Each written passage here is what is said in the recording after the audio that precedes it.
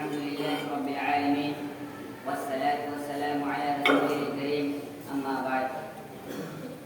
محترم اساتذہ کرام اور میرے پیارے دینی و ملی بھائیوں،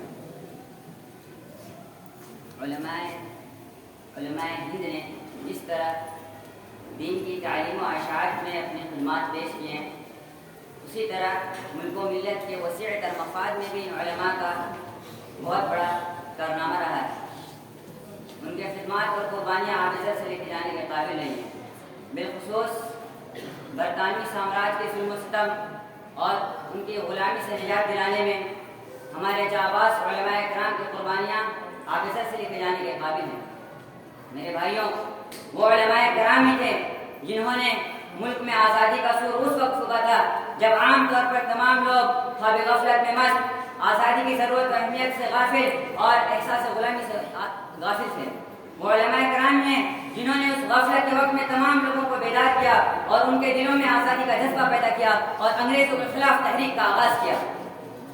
اور یہ بات بھی مسلمہ حقیقت ہے کہ انگریزوں کے خلاف جتنی بھی تحریکیں جاری کی گئی ہیں، ان میں ہمارے علماء کرام کا ایک بہت اہم رول ہے، بہت بڑا کردار رہا ہے.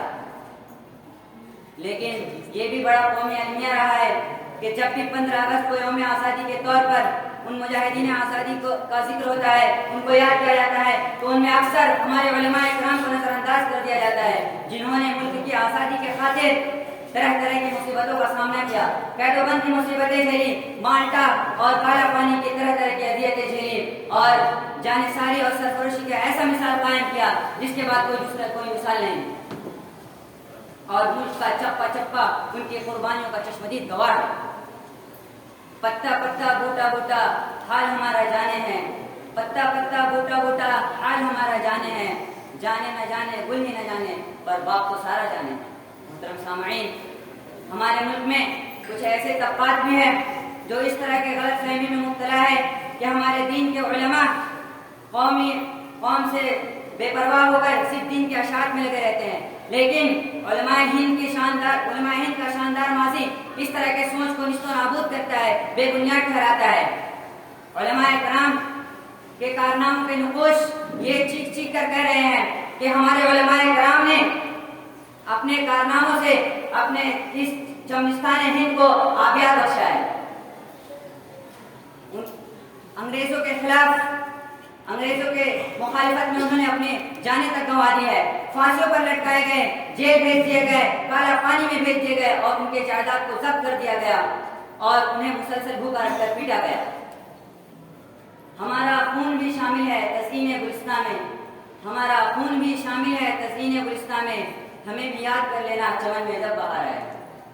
محترم سامعین، بہار کے ایک قصبہ صادق پور کے بارے میں کہا جاتا ہے کہ وہاں کے علماء کرام کی قربانیاں اتنی مشہور ہے، اتنی اہم ہے کہ ہمارے ملک کے پہلے پرائم منسٹر، پہلے وزیر اعظم پنڈت جواہر لال نہرو ان کا تذکرہ کرتے ہوئے کہتے ہیں کہ اگر ملک کی آزادی میں تمام مجاہدین کی قربانیوں کو ترازو کے ایک پلے میں رکھ دیا جائے اور صرف صادق پور کے علماء کرام کی قربانیوں کو دوسرے پلے میں رکھ دیا جائے تو علماء صادق پور کی قربانیاں بھاری پڑ جائے گی.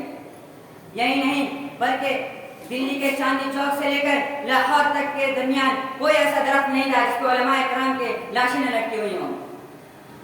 ہماری اتنی قربانیوں کے باوجود آج حال یہ ہے کہ ہمارے علماء کرام کے قربانیوں کو، ان کے کارناموں کو تاریخ کے پنوں سے مٹانے کی کوششیں کی جا رہی ہیں. ہم سے اور تمام لوگوں سے ان کے کرامات کو، ان کے قربانیوں کو چھپانے کی کوشش کی جا رہی ہے. بلکہ ہونا تو یہ چاہیے تھا کہ تمام اداروں میں ان کے قربانیوں کو نصاب میں شامل کرنا چاہیے تھا، تمام لوگوں کو ان کے قربانیوں کے بارے میں معلومات دینی چاہیے تھی. لیکن اس کے برعکس آج انہی مدارسوں سے حب وطنی کا ثبوت مانگا جاتا ہے.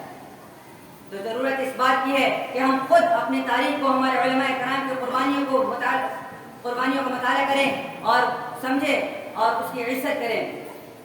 اور اللہ تعالیٰ سے دعا اپنی تقریر کا اختتام اس شعر کے ساتھ کرنا چاہوں گا کہ یہ سورما وہ مجاہد نہیں ہے، یہ سورما وہ مجاہد نہیں ہے، فیض سے جن کا یہ ملک آزاد ہے. ہم انہیں بھول جائیں ہمیں زیبا نہیں، جن کے احساسات سے یہ وطن آباد ہے. السلام علیکم.